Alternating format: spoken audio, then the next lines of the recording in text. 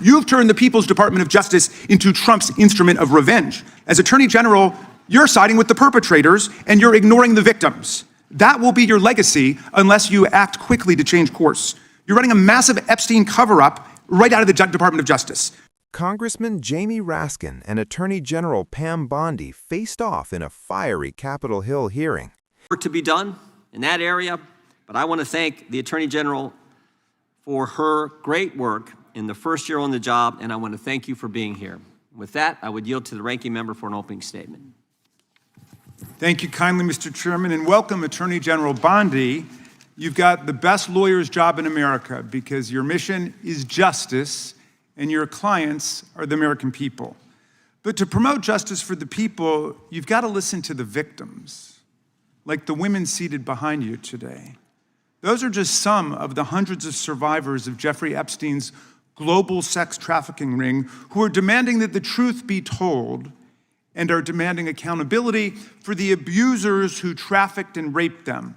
You still haven't met with these survivors. So with their permission, let me introduce to you the survivors and late survivors' family members who are present today. There's Teresa Helm, there's Jess Michaels, Laura Bloom McGee, Danny Bensky, Liz Stein, Marina Lacerda, Sky and Amanda Roberts, who are the family of the late Virginia Giuffre, Charlene Richard, and Lisa Phillips. Now, you're not showing a lot of interest in the victims, Madam Attorney General, whether it's Epstein's human trafficking ring or the homicidal governmental violence against citizens in Minneapolis. As Attorney General, you're siding with the perpetrators and you're ignoring the victims. That will be your legacy unless you act quickly to change course. You're running a massive Epstein cover-up right out of the Department of Justice. You've been ordered by subpoena and by Congress to turn over 6 million documents, photographs, and videos in the Epstein files, but you've turned over only 3 million. You say you're not turning over the other 3 million because they're somehow duplicative, but we know that there are actual memos of victim statements in there, and you also took down the Department of Justice's prosecution memo from 2019. So it's clearly not all duplicative, but even if it were, why not release it?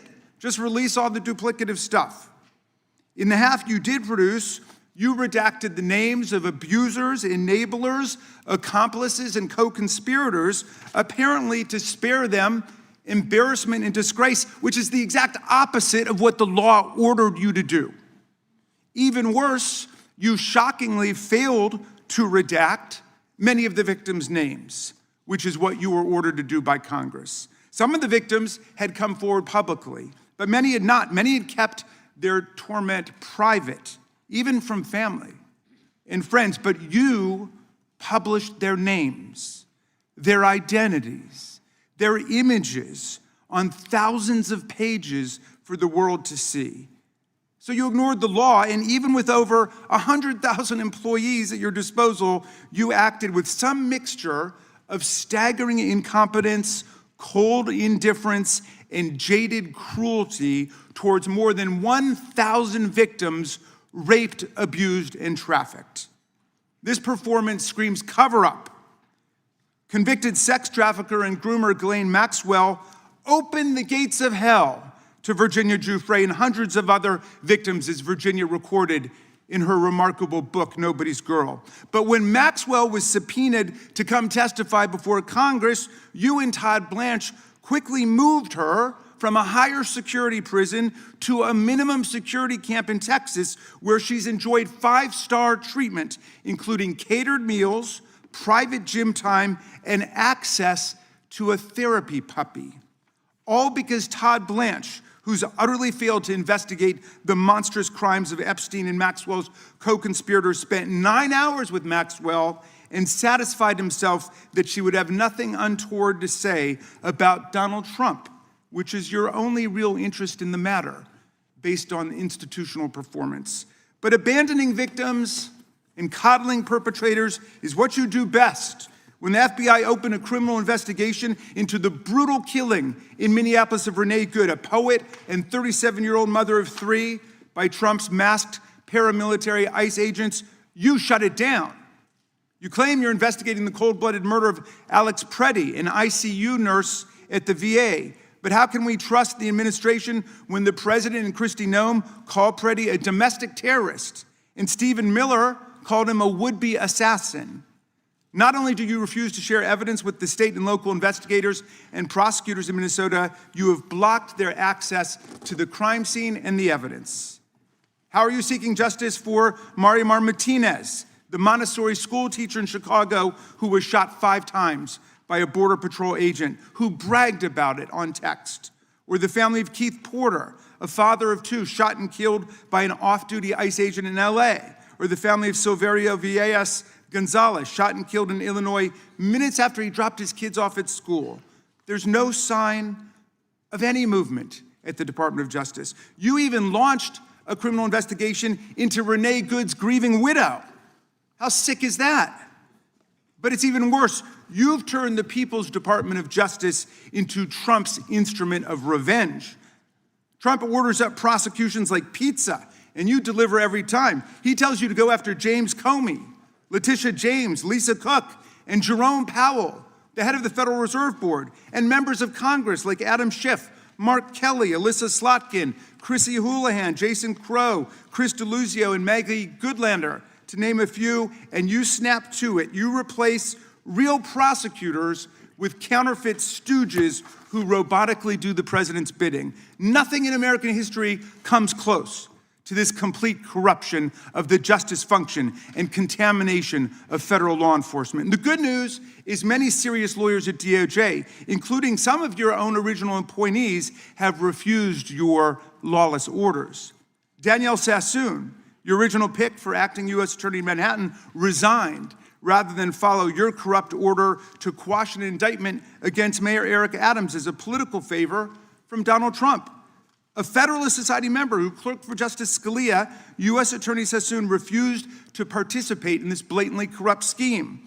Her top assistant, Hagen Scotton, an Iraqi war vet and 2-time Bronze Star recipient who clerked for Chief Justice Roberts, and then Judge Kavanaugh, promptly resigned too, writing to your office, quote, "I expect you will eventually find someone who is enough of a fool or enough of a coward to file your motion, but it was never going to be me."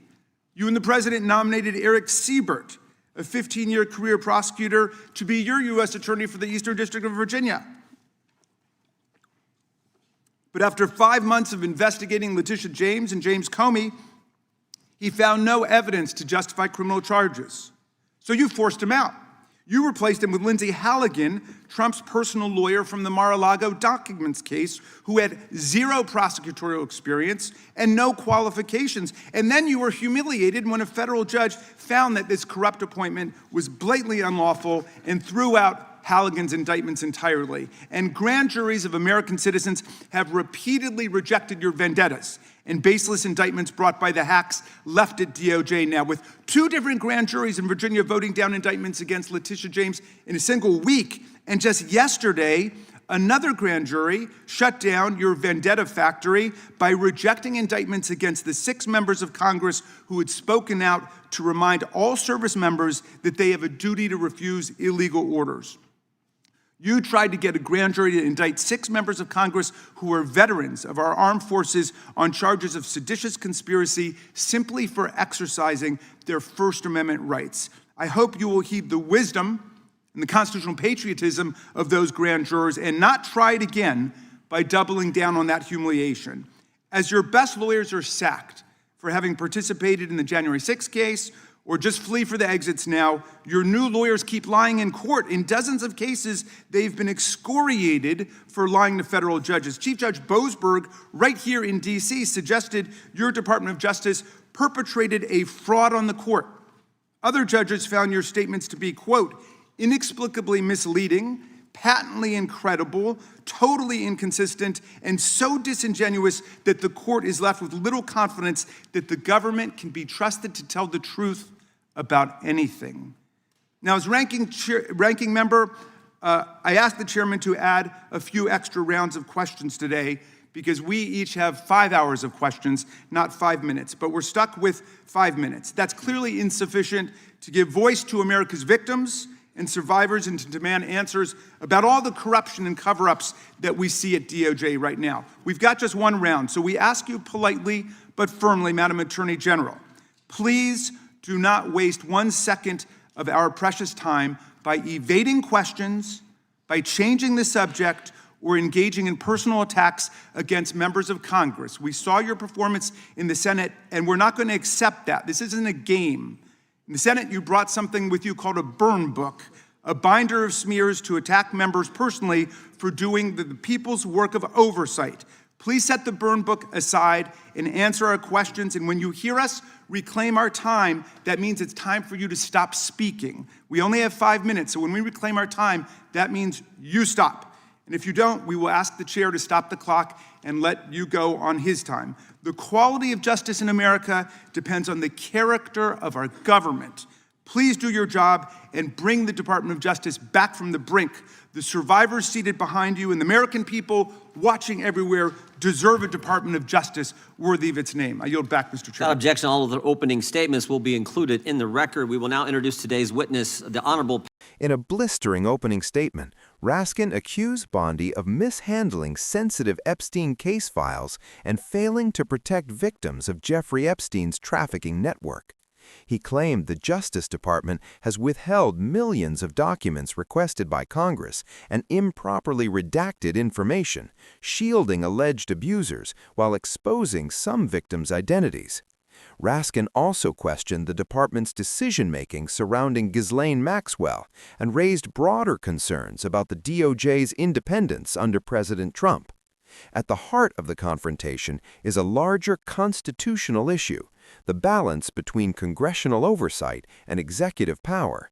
Lawmakers have subpoena authority to demand records, but the Justice Department can assert limits based on ongoing investigations, privacy law, and national security. That tension often plays out behind closed doors, yet today it erupted in public view. Raskin framed the dispute as a fight for transparency and accountability for survivors, while Bondi's defenders argue that prosecutorial discretion and due process must guide what can legally be released. The exchange underscores how the Epstein case continues to ripple through American politics years after his death, raising questions not only about individual accountability, but about institutional trust. Smash that like and share button, subscribe for more in-depth coverage, and stay tuned because this story is far from over.